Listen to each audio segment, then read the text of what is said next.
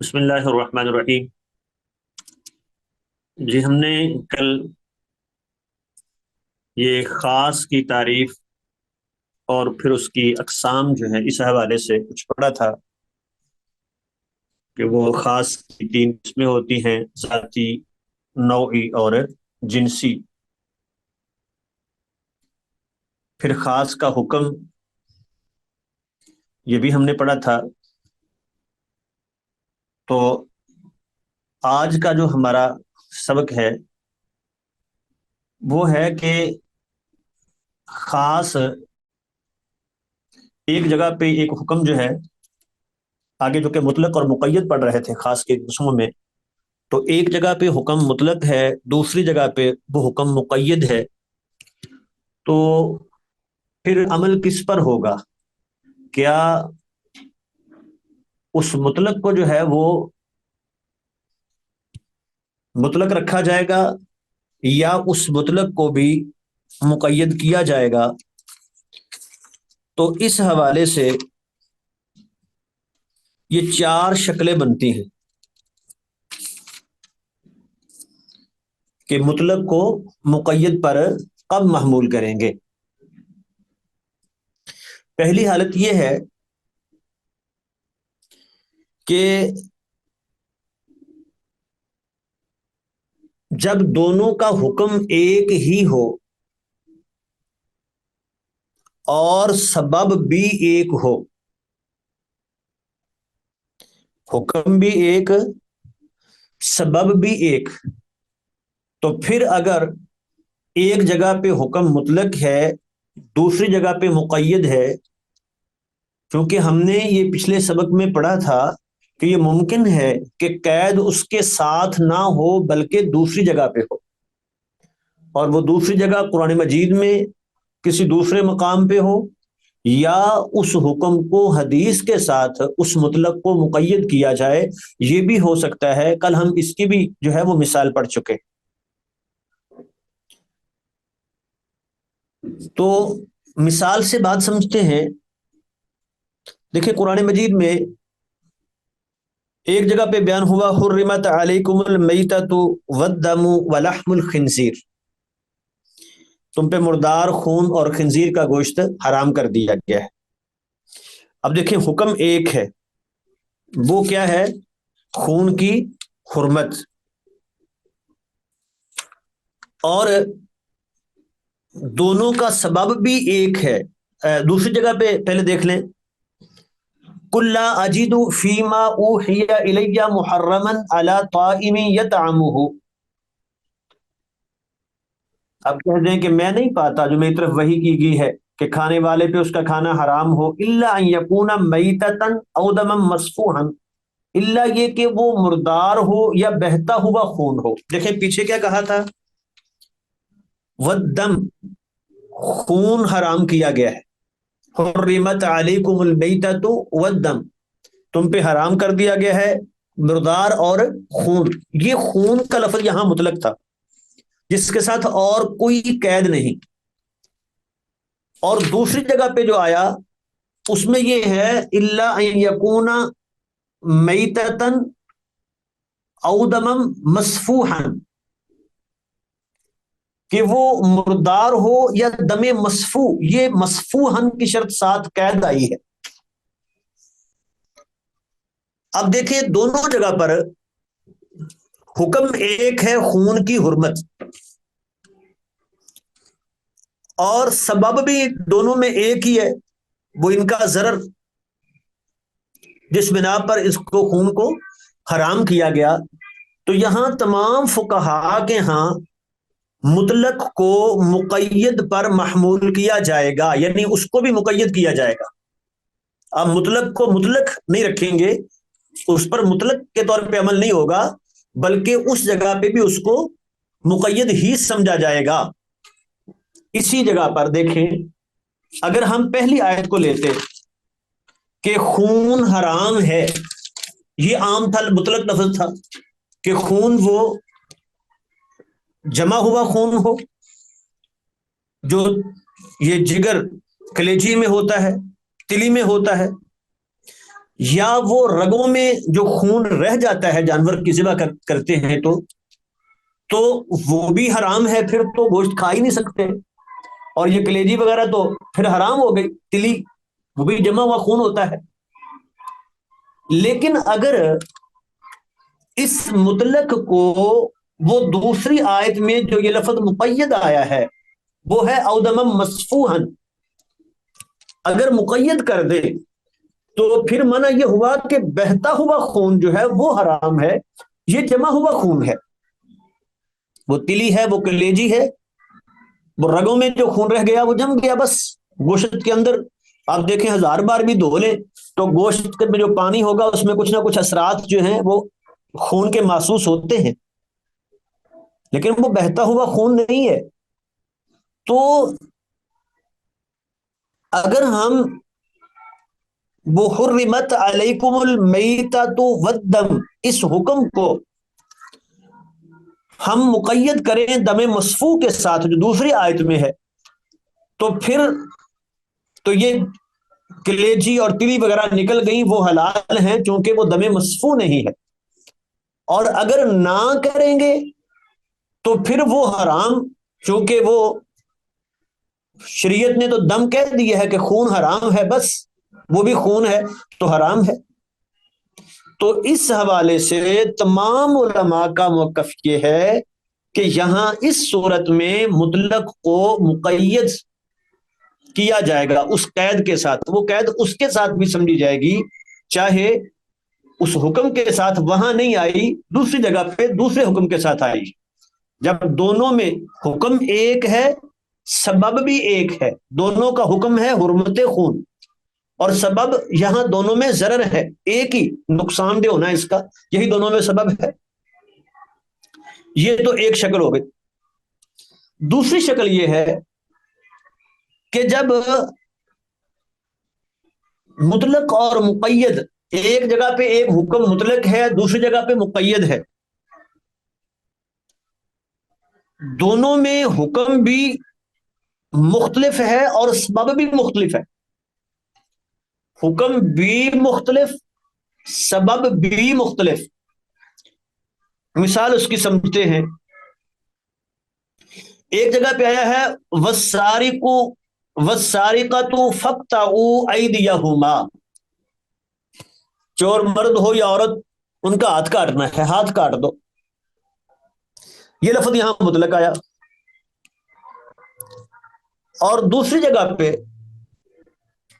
یا ایھا الذین آمنوا اذا قمتم الی الصلاۃ فاغسلوا وجوہکم وایدیکم الی المرافق، ذکر وہاں بھی ہاتھ کا تھا، ہاتھوں کا، یہاں بھی ہاتھوں کا ہے۔ فاغسلوا وجوہکم، اپنے چہروں کو دھو لو، وایدیکم، اور اپنے ہاتھوں کو دھو لو، الی المرافق، کونیوں سمیت۔ یہاں یہ الی المرافق کی قید آئی ہے، ذکر دونوں جگہ پہ ہاتھوں کا ہوا۔ پہلی آیت میں ہاتھ کو کاٹنے کا حکم ہے، یہاں ہاتھ کو دھونے کا حکم ہے، حکم مختلف، سبب بھی مختلف۔ وہاں ہاتھ کاٹنے کا سبب چوری ہے، اور یہاں یہ ہاتھ دھونے کا سبب جو ہے وہ کیا ہے؟ وہ نماز ہے، وضو کر رہے ہیں۔ تو اس لیے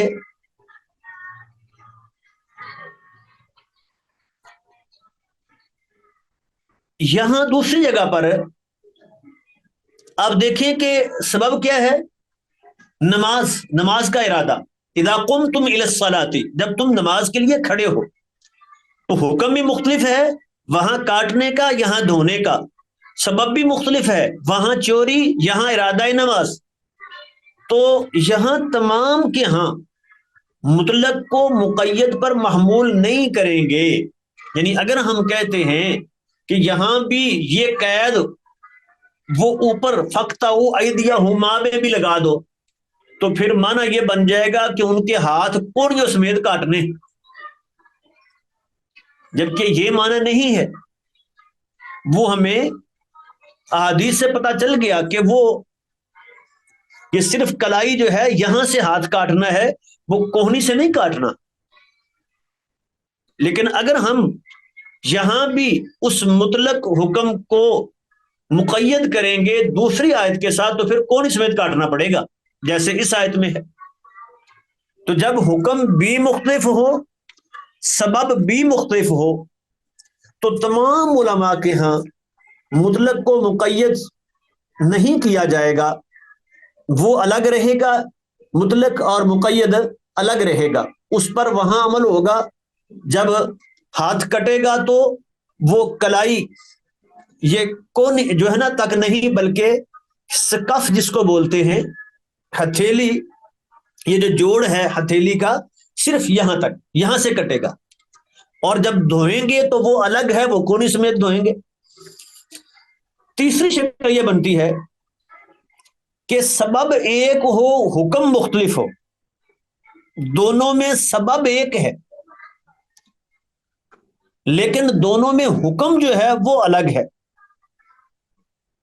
مثال کے طور پہ اسی آیت کو دوبارہ لے لیں، یا ایھا الذین آمنوا اذا قمتم الی الصلاۃ. اس میں ہاتھوں کو جو دھونے کا حکم ہے وہ ہے کوہنیوں سمیت. اور دوسری جگہ پر فلم تجدوا ماء فتیمموا صعیدا طیبا، تم اگر پانی نہ پاؤ تو فتیمموا صعیدا طیبا، پاک مٹی سے تیمم کر لو. فامسحوا بوجوہکم، اپنے چہروں کا مسح کرو اور اپنے ہاتھوں کا. یہاں بھی ہاتھوں کا ذکر اوپر بھی ہے، فاغسلوا وجوہکم وایدیکم، اور ہاتھوں کا ذکر جو ہے اس میں بھی ہے کہ فتیمموا صعیدا طیبا فامسحوا بوجوہکم وایدیکم، کہ اپنے چہروں کا مسح کرو اور ہاتھوں کا مسح کرو. دیکھیں دونوں میں سبب ایک ہے. وہاں وضو کیوں کر رہے ہیں؟ نماز کے لیے. یہاں تیمم کیوں کر رہے ہیں؟ نماز کے لیے. سبب دونوں میں ایک، حکم مختلف ہے. وہاں حکم دھونا ہے، یہاں حکم جو ہے وہ تیمم کرنا ہے. تو سبب ایک ہے، حکم مختلف ہے. تو یہاں بھی مطلق کو مقید نہیں کیا جائے گا اس قید کے ساتھ، کیونکہ اگر ہم قید کرتے ہیں تو پھر ہم کہیں کہ مسے میں بھی ہاتھوں کو جو ہے وہ کونیوں سمیت جو ہے وہ مسا کونیوں تک کرنا ہوگا، سارا کونیوں کا بھی. وہ بھی ہمیں حدیث سے معلوم ہوتا ہے کہ نہیں، صرف ہتھیلی کف جس کو بولتے ہیں اسی کا مسا ہے، باقی جو ہے وہ کونیوں تک اس کو لے جانے کی ضرورت نہیں ہے. تو یہ ہے تیسری شکل. دیکھ لیں، ہم دوہرا لیتے ہیں. پہلی شکل کیا ہے کہ سبب بھی ایک، حکم بھی ایک. سبب بھی ایک، حکم بھی ایک. تو مطلق ایک جگہ پہ حکم ہے، دوسری جگہ پہ مقید ہے، تو اس مطلق کو بھی اس قید کے ساتھ لگا کے مفہوم بیان کیا جائے گا، اس کو مقید کیا جائے گا. دوسری جگہ ہوئی کہ حکم بھی مختلف، سبب بھی مختلف، نہ سبب ایک نہ حکم ایک. مثال ہم نے دی ہے کہ چوری میں ہاتھ کاٹنا اور وضو میں ہاتھ دھونا. وہاں حکم کاٹنا، یہاں حکم دھونا. وہاں سبب چوری، یہاں سبب نماز. نہ حکم ایک نہ سبب ایک. تو ایسا اگر حکم آیا ہے، ایک جگہ پہ مطلق ہے، دوسری جگہ پہ مقید ہے، وہاں بھی ایدی کا ذکر ہے، ہاتھوں کا، یہاں بھی ہاتھوں کا ذکر ہے، وہاں کاٹنے کا ذکر ہے، یہاں دھونے کا ذکر ہے. ٹھیک ہے، تو یہاں مطلق کو الگ رکھا جائے گا، مقید کو الگ رکھا جائے گا. مطلق کو مطلق پر عمل کیا جائے گا، جو مقید ہے اس کو مقید کے طور پہ عمل کیا جائے گا. اب یہ تیسری شکل پڑی ہے کہ سبب ایک، حکم مختلف. اگر سبب ایک ہو، حکم مختلف ہو، ہم نے مثال اس کی دی کہ وضو میں ہاتھوں کو دھونا اور تیمم میں ہاتھوں کا مسح کرنا. وہاں حکم دھونا، یہاں حکم مسح. سبب دونوں میں ایک ہے، دونوں میں نماز سبب ہے، تو یہاں بھی مطلق کو الگ رکھیں گے مطلق، اور مقید کو الگ رکھیں گے مقید، اس کو بھی مطلق کو جو ہے وہ اس قید کے ساتھ وہ ہم ملائیں گے نہیں۔ چوتھی شکل یہ ہے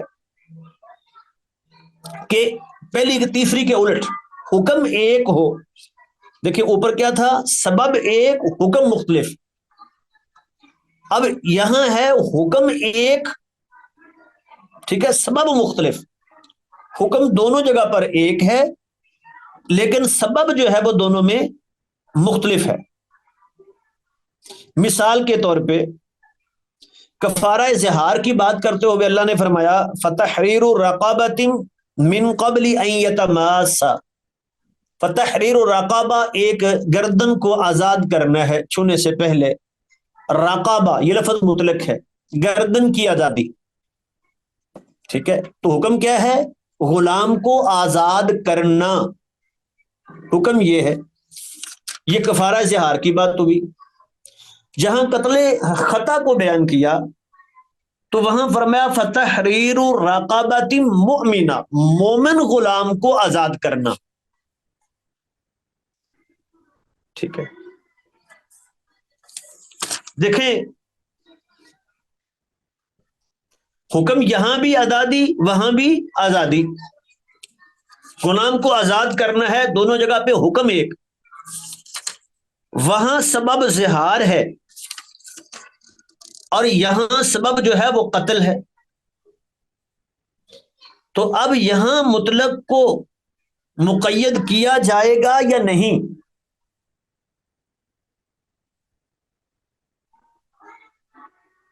تو امام شافعی رحمت اللہ علیہ کا موقف یہ ہے کہ یہاں بھی اس مطلق کو مقید کیا جائے گا، گویا کہ ان کے نزدیک کفارہ زہار میں بھی اگرچہ وہاں مومنہ کا ذکر نہیں آیا، صرف راقبہ کا ذکر آیا ہے، غلام جو بھی ہو، اگر اس کو مطلق رکھتے تو غلام کی آزادی ہے، وہ مومن ہو کافر ہو کوئی فرق نہیں پڑتا، لیکن اگر اس کو مقید کر دیتے ہیں مومنہ کے ساتھ تو پھر وہ کافر غلام جو ہے وہ آزاد نہیں ہو سکتا۔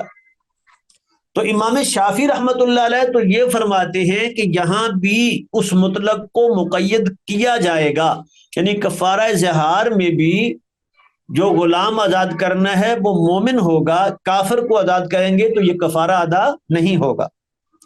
جبکہ دوسرا موقف ہے کہ نہیں، یہاں بھی مطلق کو مقید نہیں کیا جائے گا، اس کے ساتھ وہ قید نہیں مانی جائے گی، مطلق کو الگ رکھیں گے مقید کو الگ رکھیں گے۔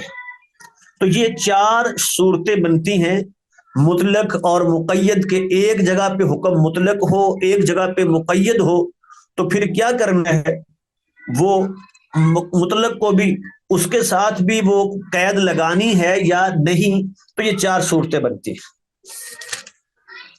اس کے بعد ابھی دیکھیں ہم نے خاص کی دو قسمیں پڑھ لی تھی، مطلق اور مقید۔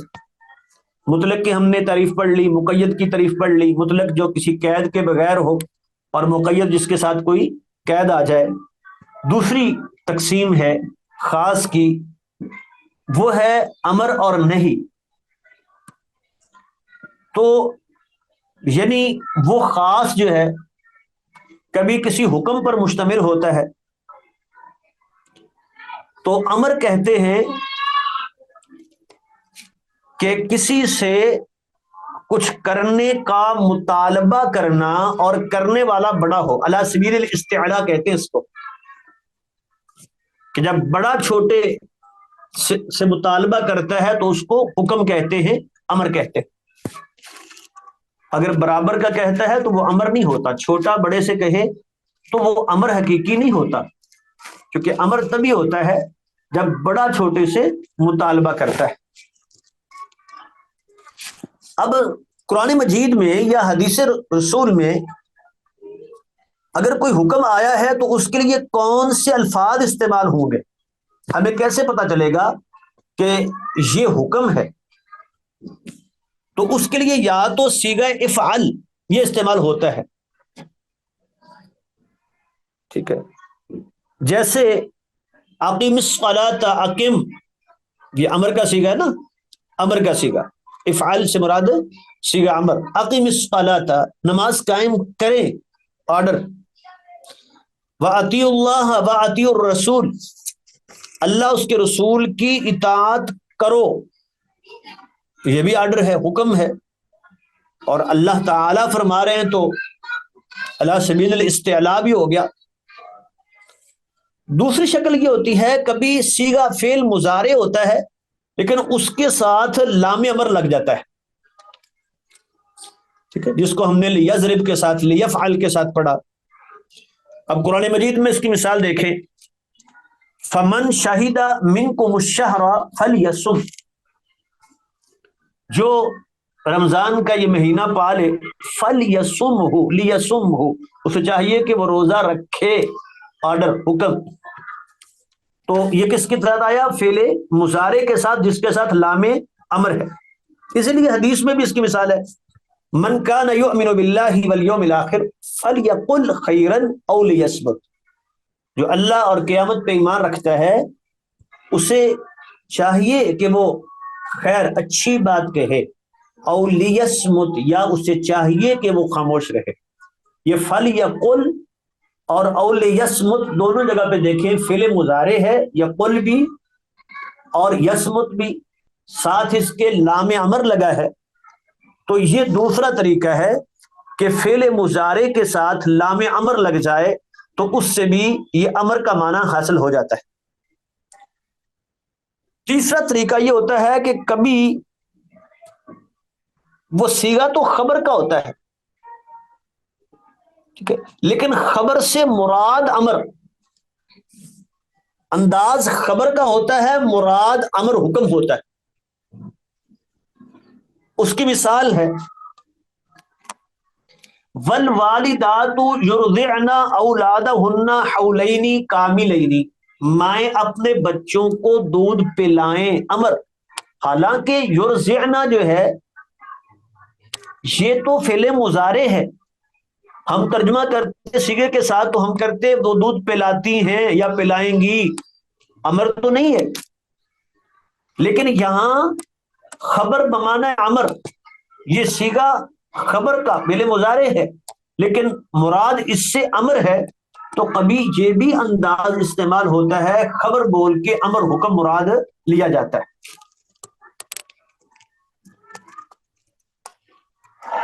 चौथा अंदाज ये है, हाँ, बल्कि उसके बाद ये है कि अमर जो है, अब एक सीगा आ गया, फिल अमर हो या उसके साथ लामे अमर लगा हो, तो अमर का माना क्या होता है? अमर हमेशा क्या वजूब के लिए आता है, या अमर इस्तेहबाब के लिए आता है, या अमर जो है वो जवाज के लिए आता है? अमर का अपना असल माना क्या है? तो जवाब यह है कि वैसे तो फेल अमर जो है ना, वो कई मानी में इस्तेमाल होता है। कभी तो अमर बोल के वजूब ही मुराद होता है, वाकई ही जिसके लिए सीगा अमर लाया गया है वो चीज वाजिब है, जैसे अकीमुस्सला, नमाज कायम करो, वाजिब है। आतुस ज़का, ज़कात दो, ज़कात देना फर्ज है।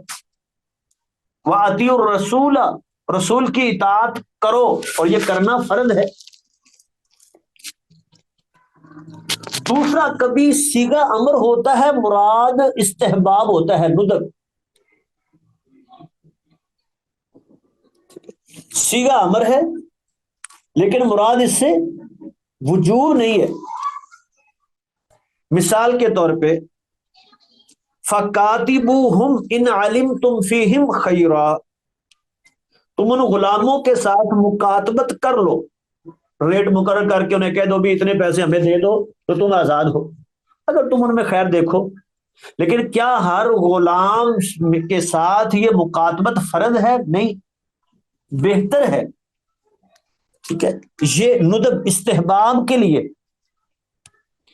कभी सीगा अमर होता है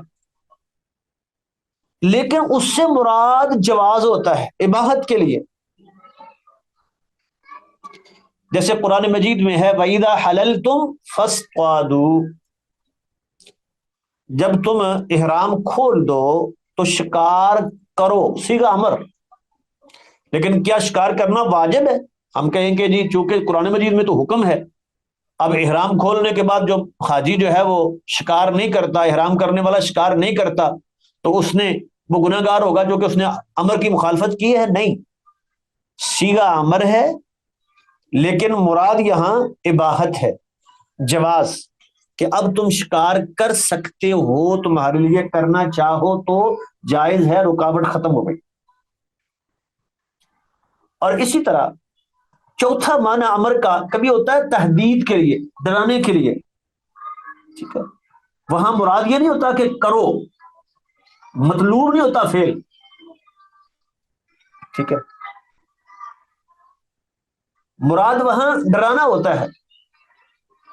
جیسے قرآن مجید میں ہے اعملوا ما شئتم، اب جو تم چاہو کرو، اب ایک بندہ کہے اللہ نے کہہ دیا اعملوا ما شئتم، جو چاہو کرو، نہیں، یہ تو دھمکی کا انداز ہے، ٹھیک ہے، ڈرانا مقصود ہے، یہ مقصود نہیں ہے کہ جو چاہو کرو، اب ساری پابندیاں ختم ہو گئی ہیں، یہ مقصود نہیں ہے۔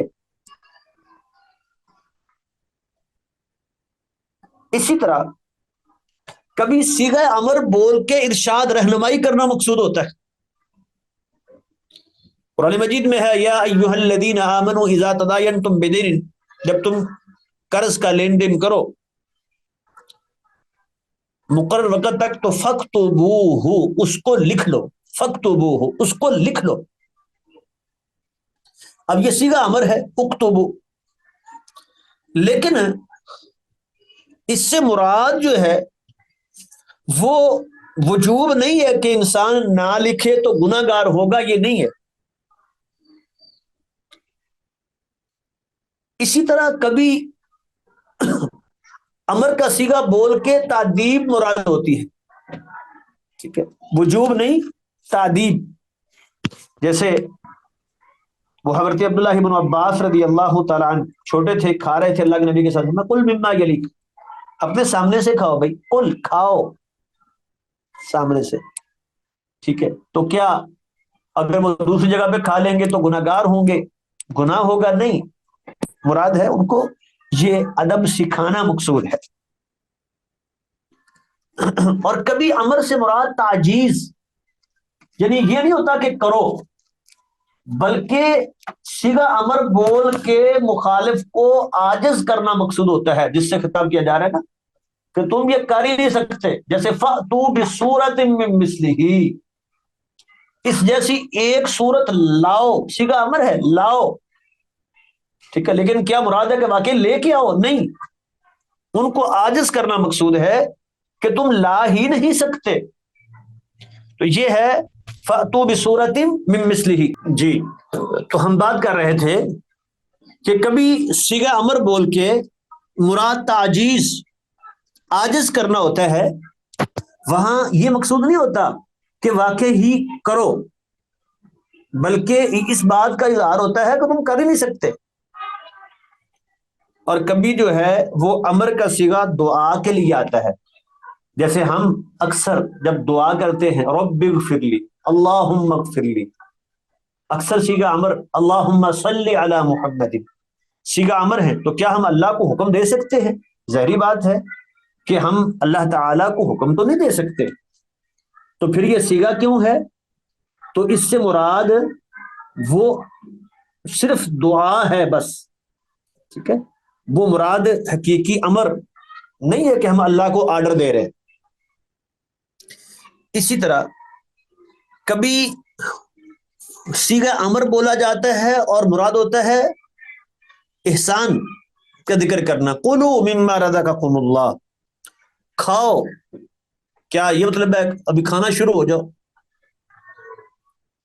نہیں، یہ بطور احسان ہے، دیکھو اللہ کا احسان ہے، اللہ نے تمہیں جو فائدہ دیا ہے، رزق دیا ہے، تم کھا سکتے ہو، چیزیں تمہارے لیے بنا دی، تو کلو صیغہ امر ہے، لیکن اب جو سنے اس پر واجب ہو جائے، فرض ہو جائے، فوراً کھانا شروع کر دے کیونکہ اللہ کا حکم آ گیا کلو، یہ مراد نہیں ہے، ٹھیک ہے۔ اور کبھی امر کا صیغہ بولا جاتا ہے، مراد اکرام ہوتا ہے، عزت کا اظہار کرنا، جیسے ادخلوہا بسلام، سلامتی کے ساتھ داخل ہو جاؤ، ٹھیک ہے۔ اور کبھی امر کا صیغہ بول کے اہانت مقصود ہوتی ہے، بے عزتی کرنا، ذلیل کرنا، جیسے قرآن مجید میں ہے، اللہ تعالیٰ فرمائیں گے ذق انک انت العزیز الکریم، اب چکھو، بڑا تو معزز بنتا تھا، ذق چکھو، ٹھیک ہے۔ تو یہ امر کیوں ہے؟ ان کی اہانت کے لیے۔ تو یہ تو ہو گیا کہ امر کے کئی معانی استعمال ہوتے ہیں، لیکن ایک سوال پھر باقی رہے گا کہ اگر کہیں ہمیں صیغہ امر نظر آ گیا، اس کا اصل معنی کون سا ہے؟ بغیر کسی کرینے کے ہمیں نہیں پتہ چل رہا، کوئی کرینہ نہیں ہے جو بتائے کہ یہ اباحت کے لیے ہے، کوئی کرینہ نہیں ہے جو یہ بتائے کہ یہ ندب کے لیے ہے، یہ وجوب کے لیے ہے، یہ استحباب کے لیے ہے، یہ یہاں جو ہے وہ اہانت کے لیے ہے، تکریم کے لیے ہے، دعا کے لیے ہے، کچھ نہیں پتہ چل رہا، کوئی کرینہ نہیں ہے۔ سمپل جو ہے امر ہمارے سامنے صیغہ آ گیا، ہم اس کا معنی کیا کریں گے، اصل معنی کیا ہے اس کا؟ تو اس حوالے سے اتنی بات تو واضح ہے کہ یہ جو ارشاد، دعا اور جتنے یہ سارے معنی ہم نے پڑھے ہیں، یہ اس کے اصل معنی نہیں ہے، حقیقی معنی نہیں ہے۔ حقیقی معنی تین ہو سکتے ہیں، یا تو امر ہو تو وجوب، امر ہو تو ندب، اور امر ہو تو اباحت، یہ تین ہو سکتے ہیں۔ ان کے علاوہ باقی تمام معانی میں امر اگر استعمال ہوتا ہے تو وہ مجازن استعمال ہوتا ہے، وہ اس کا حقیقی معنی نہیں ہوتا۔ تو اب ان تین میں سے اصل کون سا ہوگا؟ جب ایک صیغہ امر ہمارے سامنے آ جائے، لفظ سامنے آ جائے، کوئی اس میں کرینہ نہیں ہے، تو ہم کون سا معنی لیں گے؟ دیکھتے ہی امر وجوب کے لیے لیں گے، امر استحباب کے لیے لیں گے، یا ہم جو ہے وہ امر لیں گے اباحت کے معنی میں؟ تو اس حوالے سے تین موقف ہے۔ ایک موقف تو یہ ہے علماء کا کہ امر جو ہے ان تینوں معانی میں مشترک ہے، تو کرینے کے ساتھ ہم فیصلہ کریں گے کہ اگر کرینہ بتائے، کوئی سیاق وغیرہ بتائے کچھ کہ یہاں وجوب ہے تو معنی وجوب کا لیں گے، وہ سیاق بتائے گا کہ یہاں استحباب ہے تو وہ لیں گے، وہ بتائے گا اباحت ہے تو وہ لیں گے۔ تو جب تک یہ بات واضح نہیں ہوتی، ٹھیک ہے، جب تک کوئی ترجیح نہیں ملتی، ہم کوئی ایک معنی متعین نہیں کریں گے۔ دوسرا موقف ہے کہ نہیں، اصل اس کے دو معنی ہو سکتے ہیں، یا وجوب یا استحباب، بس وہ اباحت نہیں ہے۔ تو اس حوالے سے صحیح بات یہ ہے، جو جمہور کا موقف بھی ہے، کہ جب مطلقاً امر بولا جائے، جب اس کے ساتھ کوئی کرینہ نہ ہو، تو اصل یہ ہے وہ وجوب کے لیے ہوتا ہے۔ اگر وہاں وجوب نہیں تو کوئی دلیل چاہیے، کوئی کرینہ چاہیے جو بتائے کہ یہاں یہ حکم وجوب کے لیے نہیں ہے۔ اگر کوئی کرینہ موجود نہیں ہے تو پھر اصل امر جب بولا جائے گا تو ہم اس کا معنی وجوب ہی مراد لیں گے۔ اور اس کی دلیل جو ہے وہ ہمیں قرآن مجید سے، احادیث سے بات سمجھاتی ہے۔ دیکھیں قرآن مجید میں اللہ نے فرمایا فَلْيَحْذَرِ الَّذِينَ يُخَالِفُونَ عَنْ أَمْرِهِ، جو اللہ کے حکم کی مخالفت کرتے ہیں، رسول اللہ کے حکم کی مخالفت کرتے ہیں، ان کو ڈرنا چاہیے۔ حکم کی مخالفت کرتے ہیں، انہیں ڈرنا چاہیے کہ ان پہ فتنہ نہ پہنچے انہیں، یا دردناک عذاب نہ انہیں آلے۔ اب دیکھیں جو امر کی مخالفت کرتے، تو امر وجوب کے لیے تھا تو یہ ڈرایا جا رہا ہے نا کہ ان پر عذاب آ سکتا ہے۔ اگر امر وجوب کے لیے ہی نہ ہو تو پھر یہ عذاب کی دھمکی جو ہے اس کا سبب نہیں سمجھاتا۔ اسی طرح آپ نے فرمایا تھا کہ لولا ان اشک علی امتی لامرتهم بالسواک، اگر میں اپنی امت پر مشقت محسوس نہ کرتا، لامرتهم، میں ان کو حکم دیتا مسواک کا ہر نماز کے ساتھ۔ تو اگر وہ حکم جو ہے وجوب کے لیے نہیں تھا تو پھر مشقت کی بات ہی نہیں تھی، پھر تو کرنا اچھا ہے، وہ اس میں تو شک ہی کوئی نہیں۔ پھر لا امر تو ہم نہ کہتے، آپ حکم دے دیتے، اور پتہ ہوتا کہ حکم کا مطلب یہ ہے کہ اچھا ہے کرنا، نہ کرو تو خیر ہے۔ نہیں، حکم وجوب کے لیے تھا، تو اسی لیے تو فرمایا نا لا امر تو ہم بالسواکی، میں ان کو مسواک کرنے کا حکم دیتا۔ اسی طرح صحابہ اور سلف سے بھی ہمیں یہی بات معلوم ہوتی، جب ان کے سامنے جو ہے وہ صیغہ امر آتا، کوئی کرینہ نہیں ہوتا، تو اس سے مراد وجوب ہی لیتے تھے وہ۔ اور اہل لغت بھی یہ بات کرتے کہ جب کوئی کرینہ نہ ہو، عمومی کسی چیز کے کرنے کا مطالبہ ہو، تو اس میں وجوب ہوتا ہے۔ اور پھر اسی طرح جو حکم کی نافرمانی کرے، نہ مانے، اس کو عاصی کہا جاتا ہے، وہ گنہگار ہے۔ اب اگر وہ وجوب نہ ہوتا تو اس کو چھوڑنے والا عاصی نہ کہلاتا۔ تو یہ سارے دلائل ہیں جن سے یہ بات ثابت ہوئی کہ جب امر ہمارے سامنے آئے، کوئی کرینہ نہ ہو جو یہ بتائے کہ یہاں امر کا معنی کیا مراد لینا ہے، تو پھر اصل معنی اس کا وجوب کا ہے، پھر ہم سمجھیں گے یہ کام فرض ہے، کرنا واجب ہے۔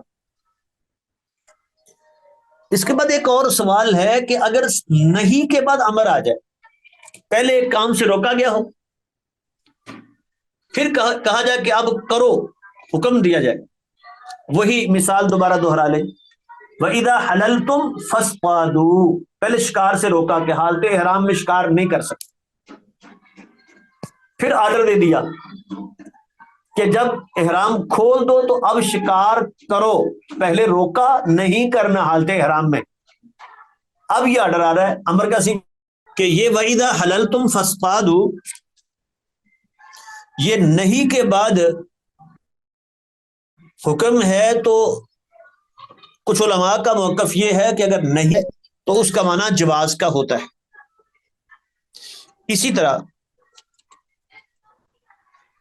دوسری مثال ہے فَإِذَا قُضِيَتِ الصَّلَاةُ فَانتَشِرُوا مِنْ فَضْلِ اللَّهِ، جب جمعے کی نماز پڑھ لو تو زمین میں پھیل جاؤ اور اللہ کا رزق تلاش کرو، وَابْتَغُوا مِنْ فَضْلِ اللَّهِ۔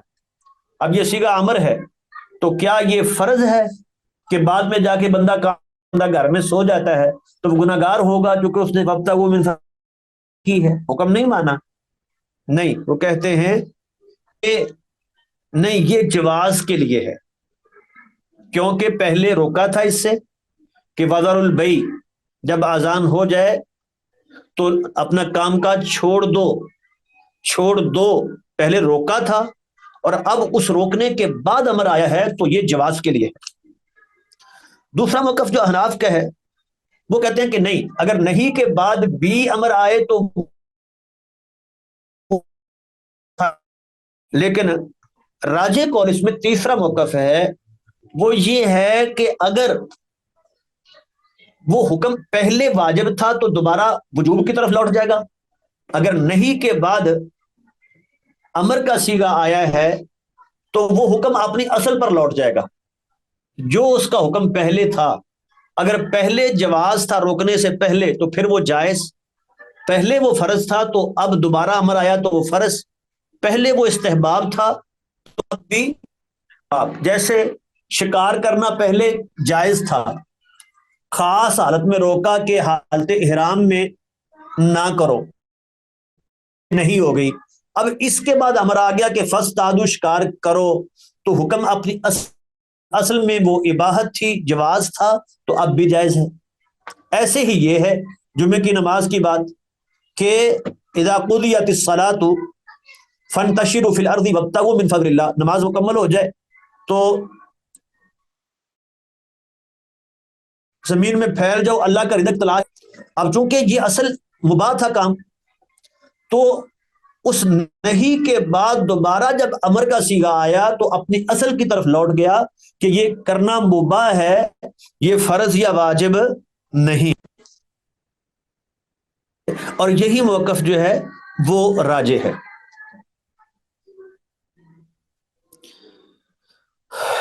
چلے جی، یہاں تک ہم کہنے دیتے ہیں۔